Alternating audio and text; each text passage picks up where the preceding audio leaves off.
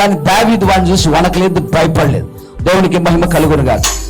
అందుకే శాశ్వతమైన కృపను పొందుకున్నాడు. దేవుడు మాటికి దావీదుని తలుసుకున్నాడు.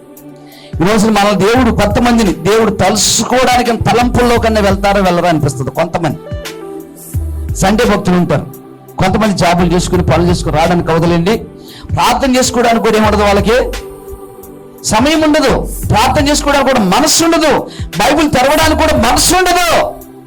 అన్నిటికీ సమయం ఉంటుంది కానీ, అన్నిటికీ మనసు ఉంటుంది కానీ దేనికి మనసు ఉండదు చెప్పండి?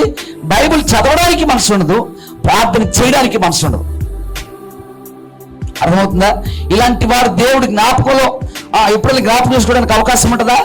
ఆ కత్తి చేత ఎవరి కత్తి తీసుకున్నాడు? ఆయన గొలియాత్ కత్తి తీసుకుని గొలియాత్ తలనే నరికేశాడు.